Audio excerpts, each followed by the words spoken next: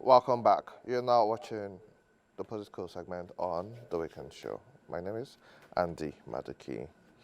As stated earlier, the earlier part of this week, Nigerians were, and the major conversation in Nigeria was the death of former head of state and President Muhammadu Buhari. And this has created a time of reflection for a lot of people in the political space and also in Nigeria because um, leadership has implications, and being present or past, the impact which you leave on the people who you lead from the smallest level to the highest level will be remembered and it will be discussed. We will be talking about leaving a legacy and the state of the nation when it comes to governance. Joining me, I have returned guests in the studio. And first on my side is Barrister Kola Alapini, who is a international human rights lawyer and a political commentator and an activist. Welcome back on the Weekend Show, sir. Thank you for having me. Thank you. Also joining us, we have Right Honorable Daniel Edward Chair Atai, who is former chairman, Benue State Councillors Forum and a political and rights activist. Welcome back. Thanks for sir. having me, bro. Last but not the least, we have Dr. Francis Okoye, who was the APC Presidential Campaign Council, an APC Presidential Campaign Council member in 2023. Welcome to the show, sir. Good morning. Thank you for having me. Good morning. I would like to start with the fact that, like I mentioned, Nigeria lost a former president. And this brings us to that question about what legacy are you leaving? What will you be remembered for? Our heart goes to the families of the deceased, but we must have a fair conversation. Most Nigerians have said the last 10 years saw massive exodus of young people out of the country, which the last time we saw the same person was head of state. Most people have spoken about where the economy is, that we are now in a period where we are talking recovery. And then some of my colleagues in the media space will say there were several attempts to stifle the media. However, other quarters of Nigerians will talk about how the economy and the Naira, the former president refused to float the Naira. He managed the security crisis in the northeastern part of Nigeria, and that he had some great things which he did. So I'd like to start by going across the table on any words about the last president, because that's someone who has been a huge part of our history and memories. So I'll start with you. I think late General Muhammadu Buhari had a mixed legacy. You couldn't be in the middle in assessing him, either to the extreme left or to the extreme right. Spanning the last 42 years, which he had featured in national life. And it's such a very mixed sport that you cannot just pick what he has done in less than 5 minutes. But we can highlight a few consistencies. In 1984, when he came in December 1983, 31st December, I remember Brigadier Sonny Abacha, who was GOC2 Mechanized Division, saying our hospitals have become mere consulting clinics. That was one of the reasons for staging a coup. 42 years after, nothing has changed. This man even passed away in a foreign hospital. He said, I would never do medical tourism, I will fix our hospitals, etc. And he becomes the oldest, the first person that dashes abroad. Spends 6 months there and will leave the presidential jet on the tarmac there accruing money. It has recently come out that even the hospital which is spent his last days were costing Nigeria £3,500 a day because he's an ex-president. Nigeria is still paying. They have a generous package and they take care of themselves. Talking about extraordinary rendition, for instance, which is a fancy word in international law for abduction or kidnap. He did it with the trial of Umaro Diko, the Chief Adisa Akinloye, and former Attorney General Akijide. And, they were caught using the Mossad. And the Nigerian intelligence officer, a certain major, spent 10 years in prison. General Buhari repeats it again. It's like an Alice comet. You keep seeing him coming back every 72 years. He repeats it again in Kenya with the abduction of Nnamdi Kanu. When you're talking about stifling the press, he did it with Decree Number 4 in 1984 and jailed Tunde Thompson and Nduka Irabo. And then we see Twitter get banned from Nigeria as well. But it's not all bad with his legacy, is fine. He probably has good intentions, like wanting us to grow our own food. And evidence has proven and shown that we cannot shut the borders. We don't produce enough. We actually violated international law because Nigeria is a member of ECOWAS, and the ECOWAS protocols are there on free movement of goods and people. So we just single-handedly just truncated international law and couldn't care less. So you can see some of the features. One of the heinous acts of General Muhammadu Buhari that we can't forget but mention was when a central bank governor decides to run to be president of Nigeria, and Buhari just looks away. He can't be bothered. There should have been an invitation, and you call him, oh, you want to run for president? I wish you good luck, but you need to tender your resignation. He never did so. And people say, oh, he doesn't interfere when he appoints you. It just allows you to do your work and everything. But Nigeria is a very peculiar place, and you can't afford not to be on top of your game. In any case, he was ravaged by ill health and couldn't really be consistent. Here's the man who removed the Chief Justice of Nigeria with an ex parte order from a Code of Conduct Tribunal. And you say, oh, you're fighting corruption. It seems as if you targeted a few people. There are people in your inner circle that people might say, oh, he's Mick Gaskia, he says the truth. There's no evidence of him personally enriching himself. But what about people around him? What are the optics? I remember in the early days of the Buhari administration where we started hearing news that people were returning funds and everybody was, falling into shape. So what changed? If you come in with so much hope, here is a man who was a custodian of 12 to 14 million votes from northern Nigeria every year. And you can see so much trust and hope placed in him. At the end of the day, I don't think we got anything really tangible. We got the rice pyramids, which we've now found out to be a scam, because Emefiele said, oh, we're not producing rice, we have pyramids and everything. How can you come in when rice is 7,500 naira a sack and you're living at 75,000? And people just think that's all right. And when you're talking about integrity, oh, he's a man with integrity and everything. Yeah, but that's doubtable. When you look at his legacies, when you're talking about integrity and all the things that have occurred, what about the killing of the Shias in Kaduna? About 300 people mowed down. What about the Lekki massacre? I couldn't sleep that night. 20th of October, we just decided to just, crush our students as if we were in Tiananmen Square. Why singing the national anthem? Some of them draped in the national flag, and then very quickly people quickly adjusted and saw that a general will always be a general.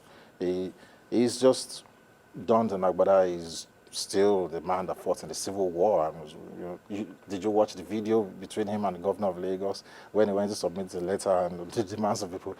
He laughed. That laughter is a feature in many memes now, And we just, I think for a man who so desired to rule Nigeria 3 times, he wanted to be president, he couldn't get it. And he even cried on television.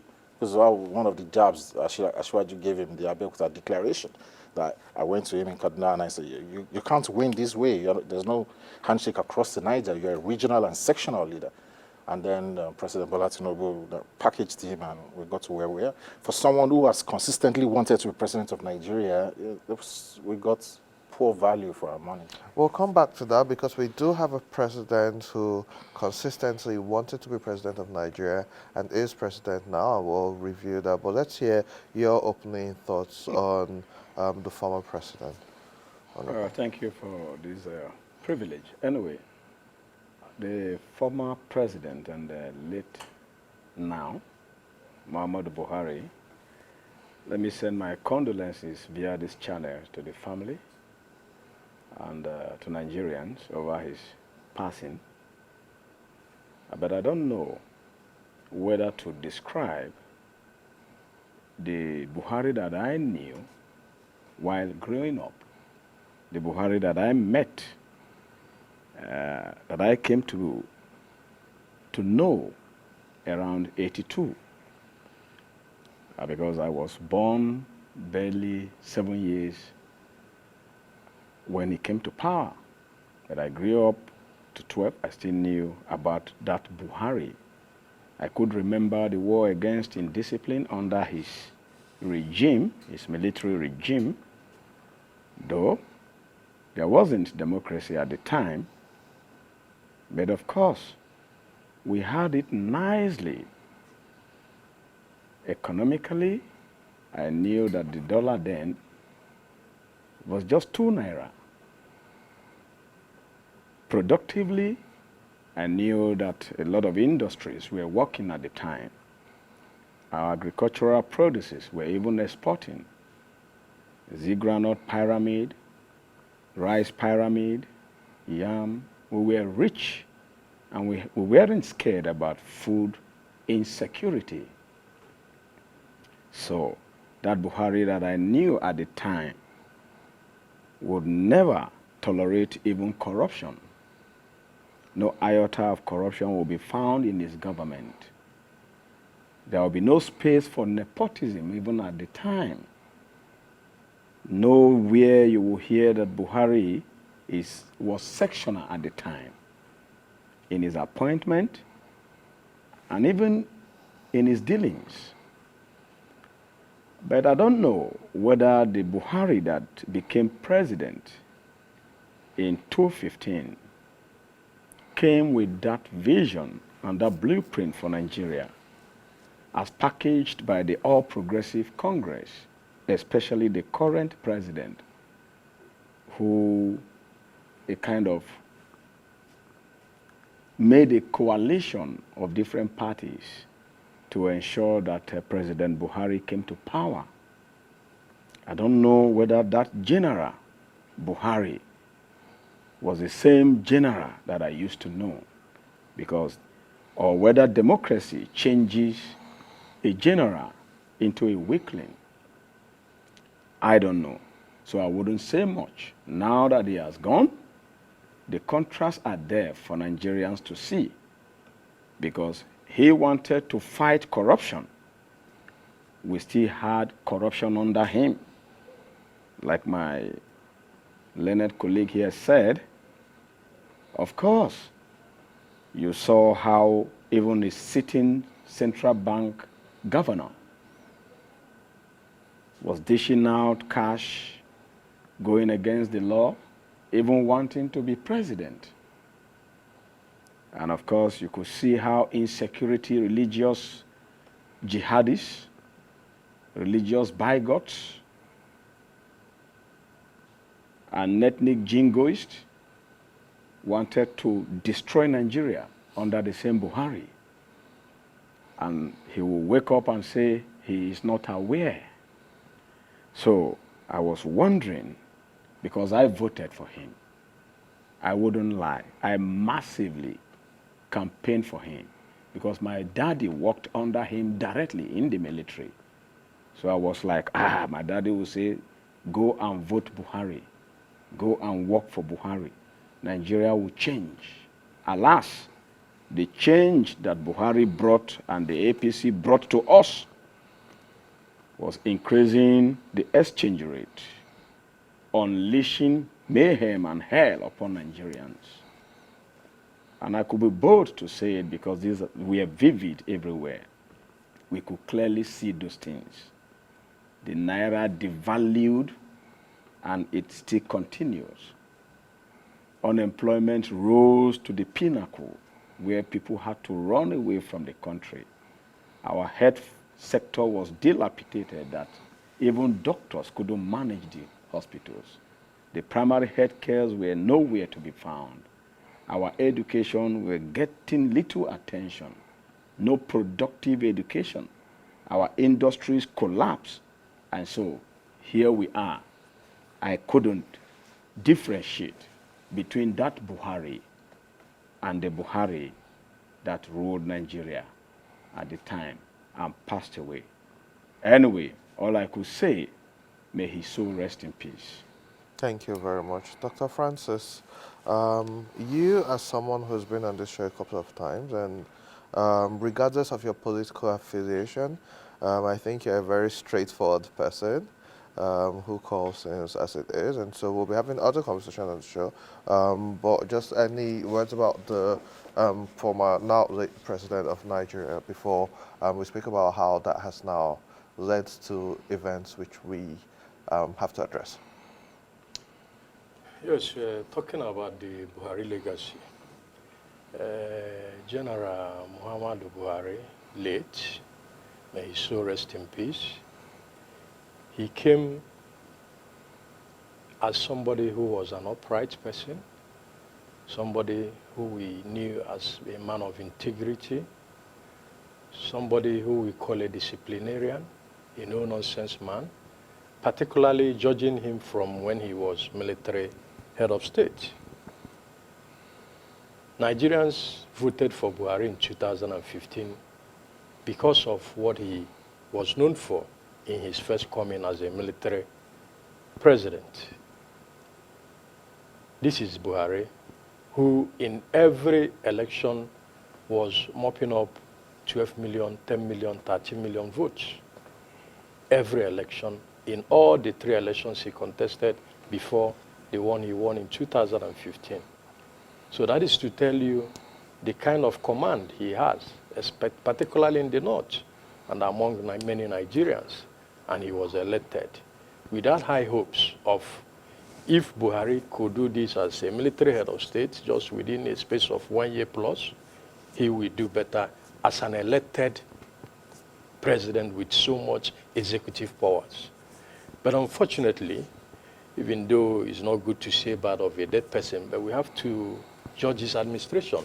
He's dead, yes, he's dead, but we have to judge it so that those who are alive and those who are coming and the incumbent will probably learn lessons too. And that is why we are here. And that lesson is this. When Buhari came in 2015, the hopes were high. I'm an APC member, I have to tell truth to power. That hopes were high, but unfortunately those hopes were dashed. Dashed in the sense that Buhari will always tell you, I was not aware. I was not aware. Can we ask ourselves, how many times did Buhari sack any minister? How many times? People will be complaining, this minister is not doing well, this person is not doing well, this DG is not doing well, CBN governor is messing up. Buhari will always tell you, I was not aware. I'm not aware. Unfortunately, things keep going wrong. We have ministers who shouldn't have stayed in office for 1 year, and Buhari saw them messing up, and he didn't take action. We have directors of agencies, DGs, and what have you, who were messing up. Look at how Naira was messed up by the CBN governor, the former CBN governor. Look at how our NMPC was shattered by many people who had sway as heads of directors in the NMPC and even the Ministry of Petroleum, where Buhari was a minister. Many things were going wrong under him. And we knew Buhari, even till death, as man of integrity, an incorruptible leader.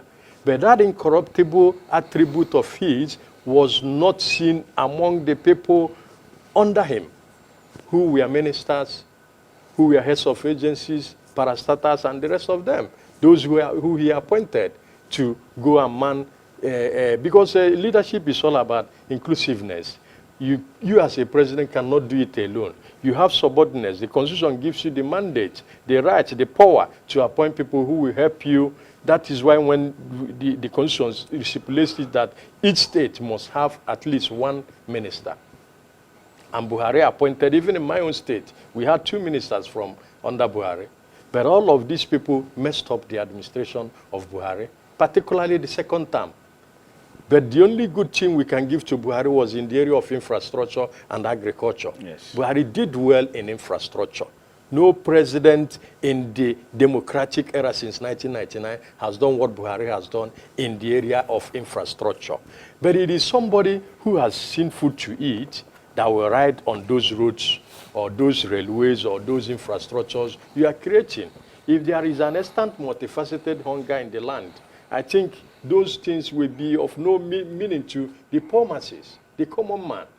So that is the area I think Buhari did well in infrastructure, railway, roads, and the agriculture. And then a little bit in tackling insecurity too. But in other aspects of our human development as a nation, the administration of President Muhammadu Buhari messed up this country. And it should be a very big lesson to the incumbent and to those coming on. Thank you. Thank you very much, Dr. Francis, and to all of you for your candid thoughts. Like we stated earlier, this is who we are. We are Nigerians, but we're also the media, and we must be able to have even the tough conversations. Talking about tough conversations, I'll come back to you, Dr. Francis. You are a member of the APC. President Buhari got into power as a result of a coalition, and we saw where that went. So the current president has been part of coalitions and different movements. We now have a situation in the north where there's a new coalition called the ADC. However, what we have seen in previous elections is there's a lot of a handshake between the north and the south.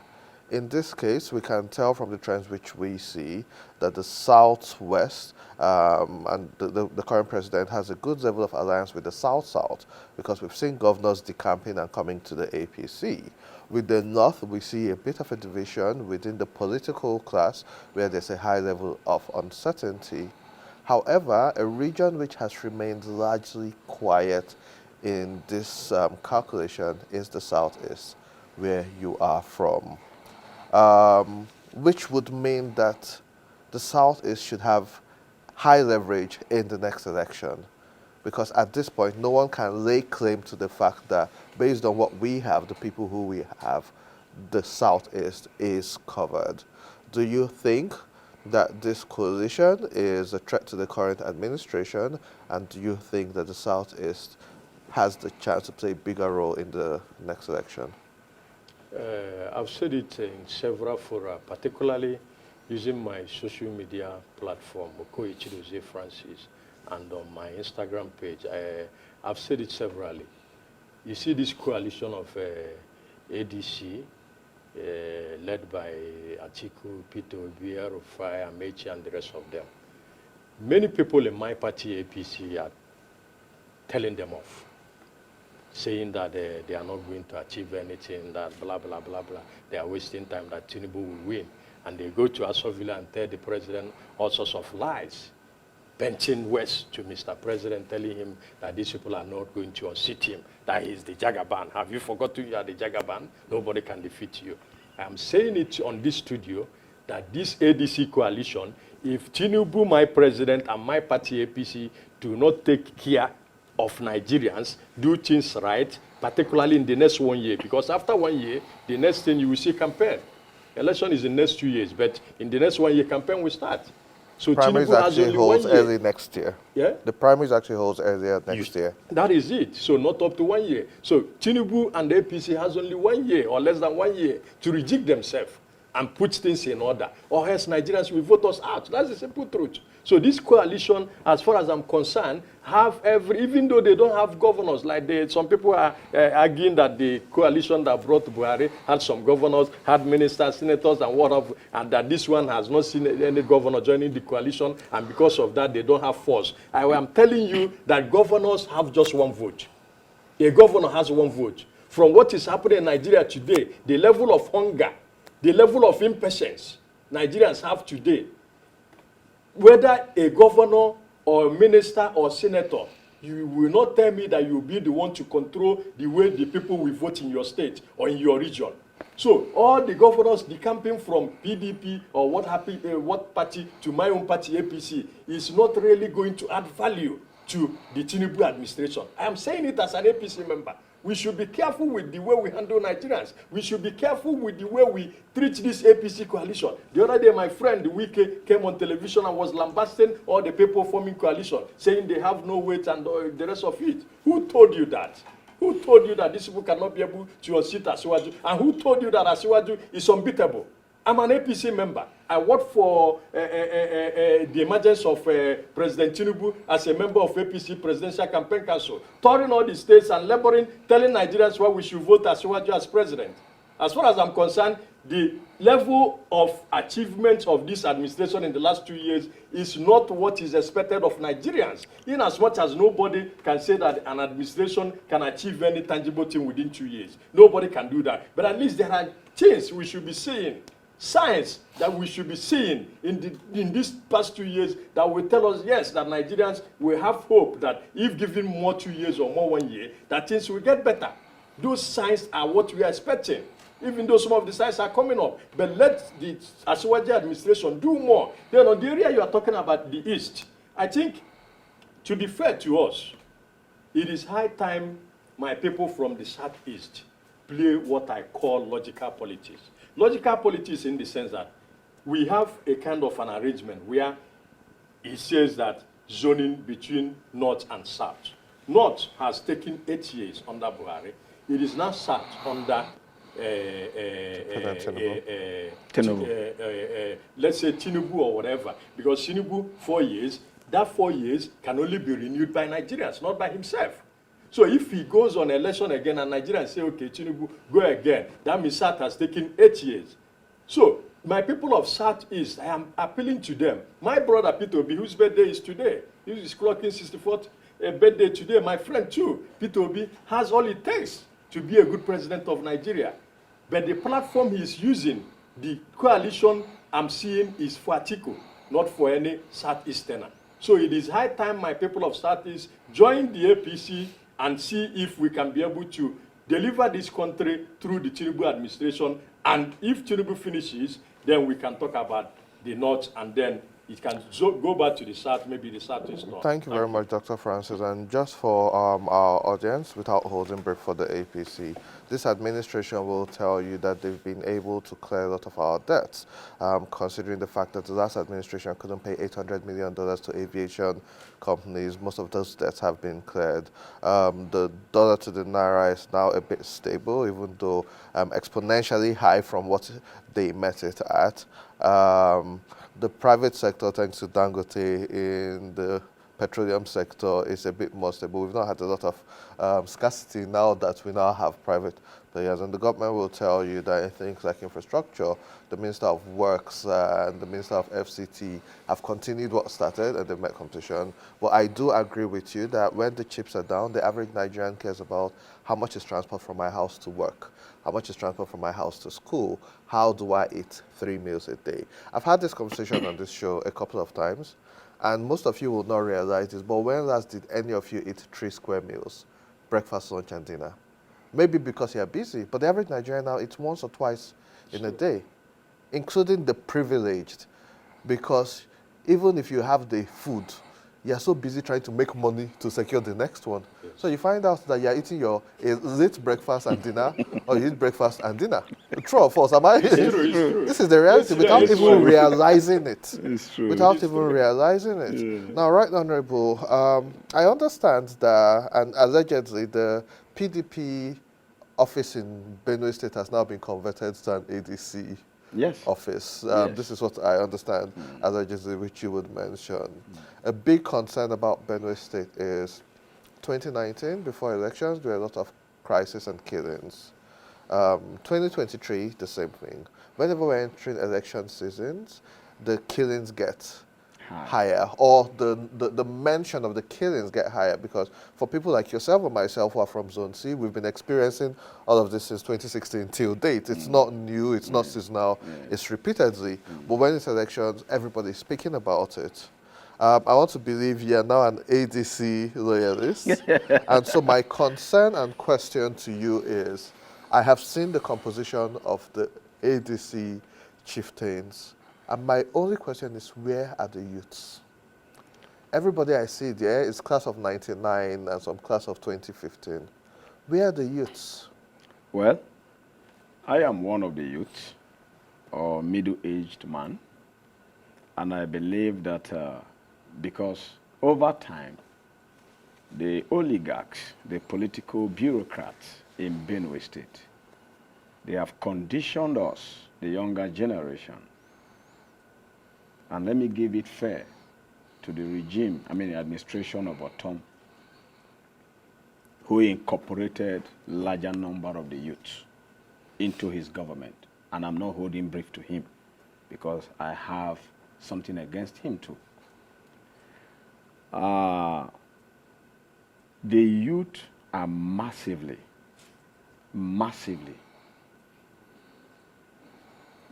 joining the ADC, joining the coalition as a party revolution,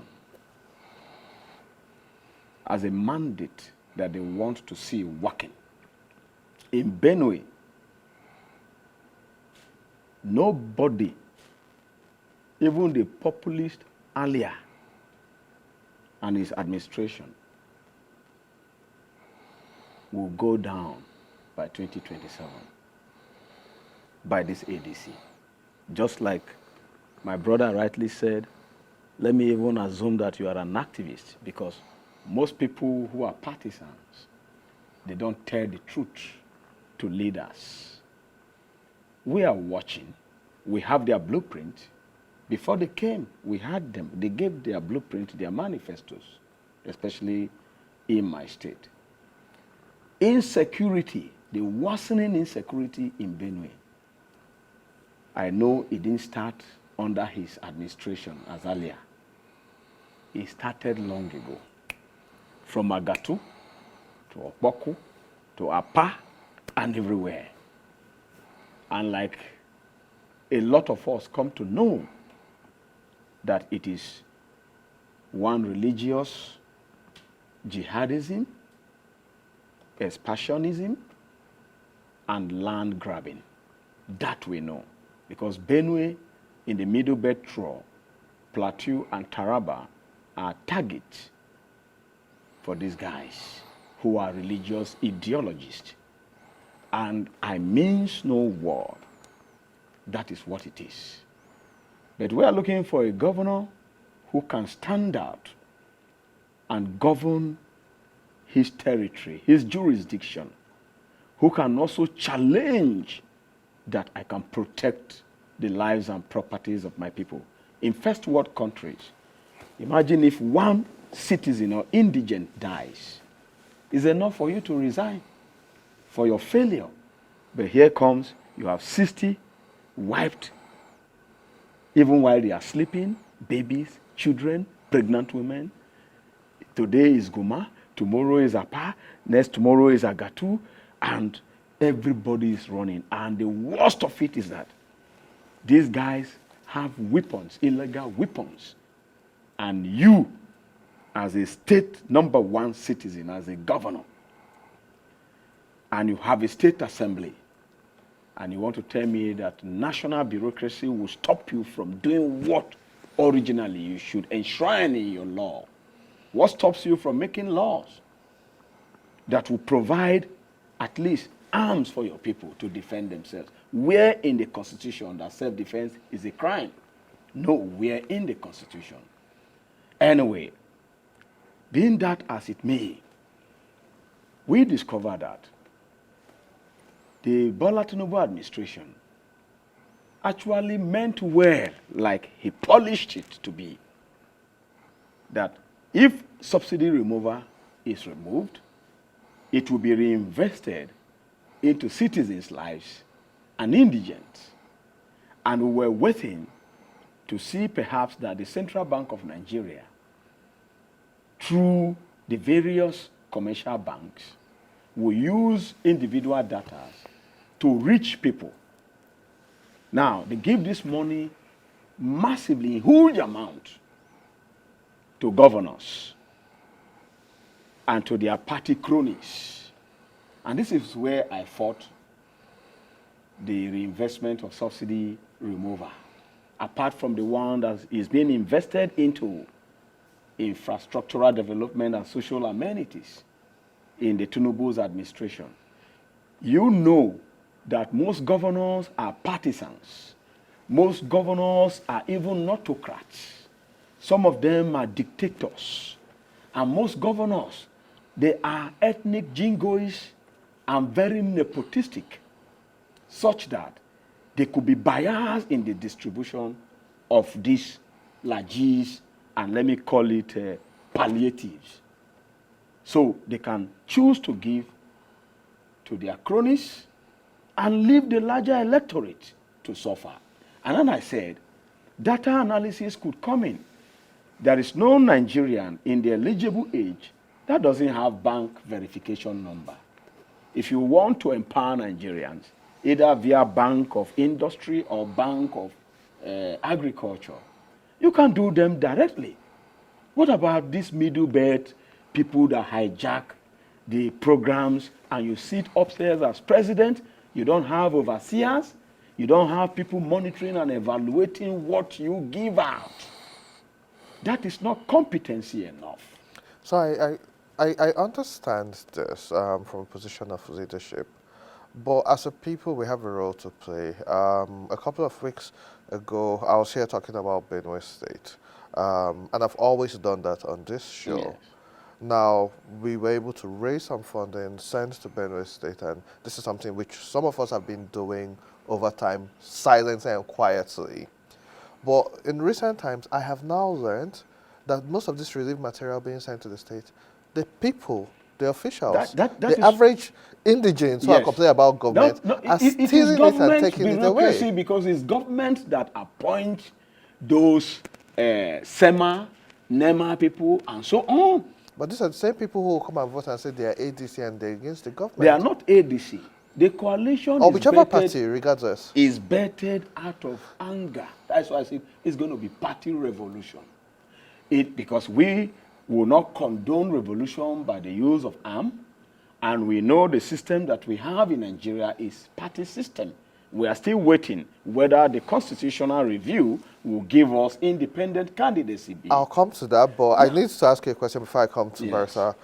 Benue State, for most people who know and don't know, has been likened to Lagos State.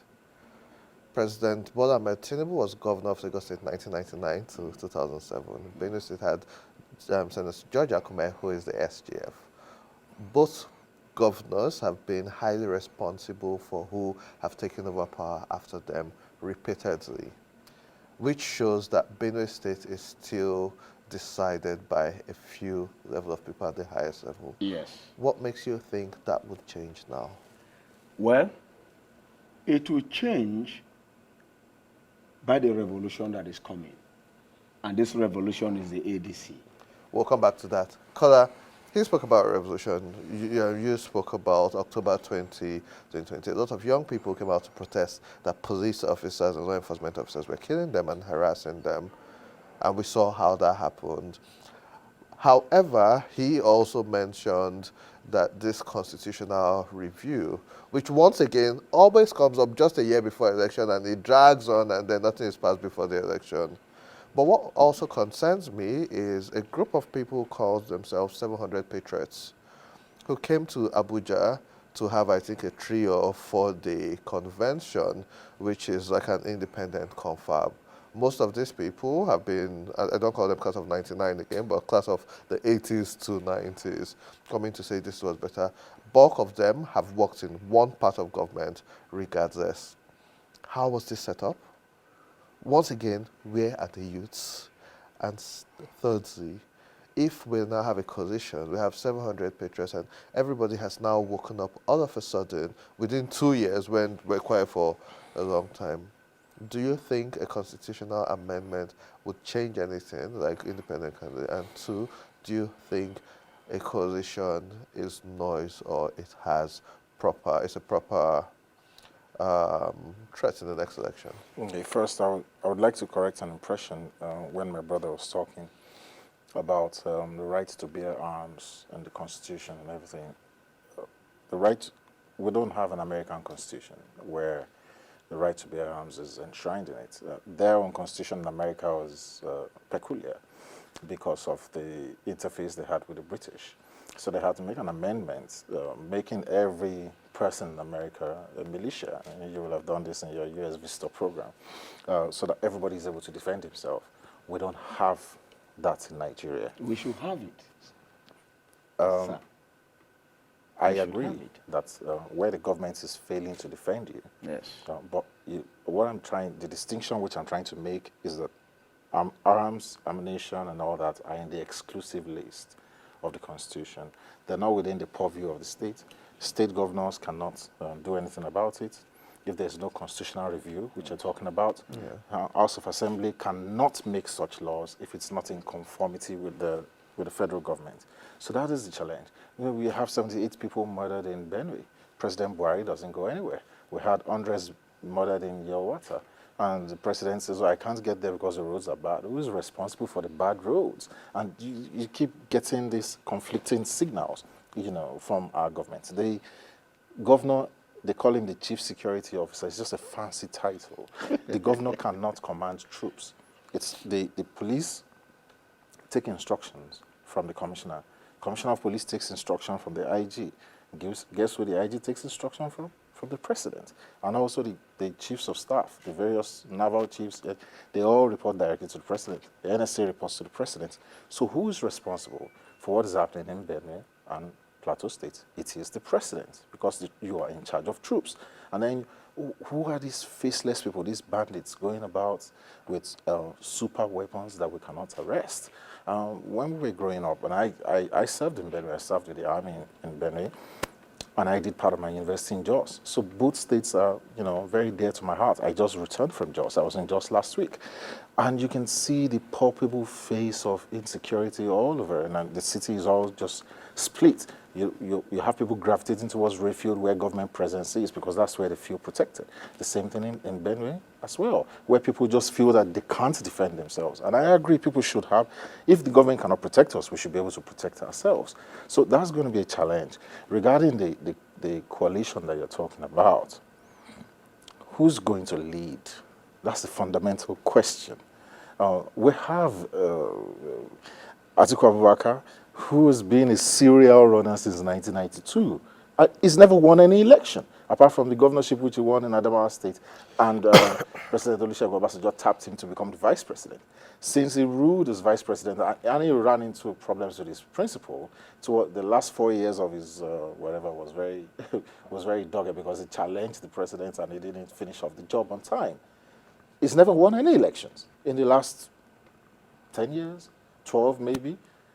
So what is the electoral value of an Atiku Abubakar in the party? He's going to decimate the votes. We saw it happen with him and Peter Obi and the PDP. They've not found themselves. He also made a tactical error by not choosing Nyesom Wike. He decided to choose a less vocal Okowa. Okowa has now run to the APC for political survival. so it's a blunder. So any party that Vice President Atiku joins, and he does not selflessly decide to be just a patron, if he decides he wants to run for the presidency, that party is going to lose.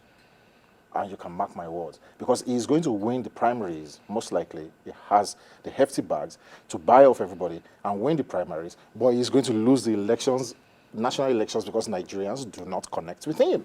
And as we're speaking, the political calculations are wrong. This is the South's turn to have the 8 years. So how is he going to come up and say he wants to challenge Asiwaju Bola Ahmed Tinubu for the presidency? You can't do so. It's an unspoken rule. It's a golden rule. We saw it happen with the Buhari years.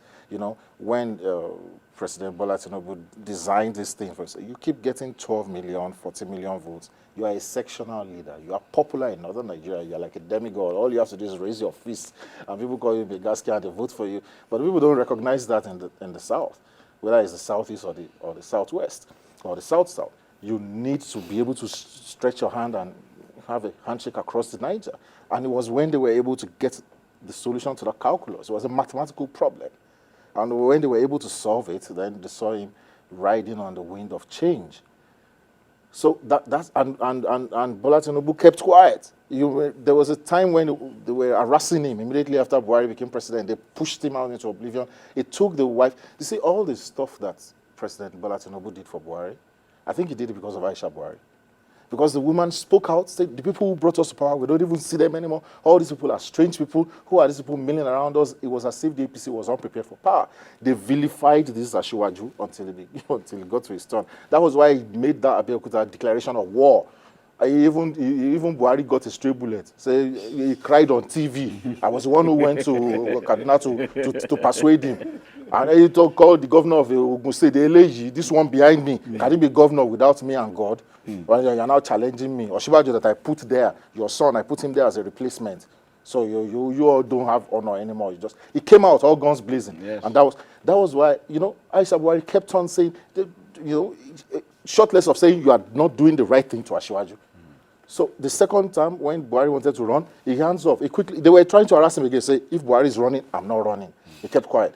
So all these things that you see President Bola Tinubu do for him, I think it was out of respect and allegiance to Aisha that this was a woman who stood courageously. Okay, I have 5 minutes. Quick one. If Atiku may not be the best candidate for the coalition, the alternatives which are from the south right now would be Rotimi Amechi, Peter Obi, and Goodluck Jonathan. Do you think they have the handshake across to the north? I don't think Goodluck Jonathan is going to run. And if he runs, he's going to lose.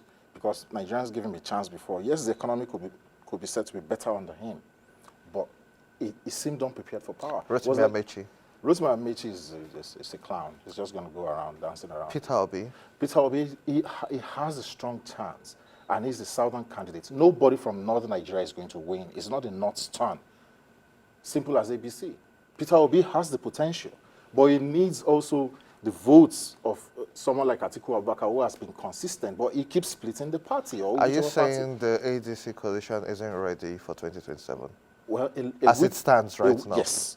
No, they are not ready. A week is a long time in politics. Who will have thought everything that happened in the last 3 weeks in Nigeria will have happened? Yes. Passage of Buhari, this and that, and the joining of the coalition. As it is now, the ADC is a party of mediocres. Why? No. I actually. If you allow me to finish, I never interrupted you. It's a party of mediocres. Do you know why? Because of the figures that have clustered there. They are all strange bedfellows. What is Aregbesola doing with Amechi, doing with Atiku, doing even Peter Obi? What is he doing there? So Barrister Kola, I wouldn't let you respond, but this seems a bit contradictory. If all of them are big wigs and as a coalition are saying as coalition, but I wouldn't ask you to respond to that because we'll still bring you on as this unfolds, because 3 weeks is a long time and a short time as well for that to happen. But for you and Dr. Francis, just your final words to Nigerians. What should they look for in 2027 when they vote? Nigerians should go out for their self-emancipation. Go out to make productive industries. Go out to make sure there are jobs for graduates in Nigeria, not overseas. Go out to make sure that the economy, the exchange rate, the value of the naira is strengthened by production in Nigeria. Go out to vote for your future, and I see that in the coalition. I know the coalition might not win the presidency, and it can if there is liberal ground between the North and the South. But the coalition certainly will take many states and many seats in the National Assembly. Thank you.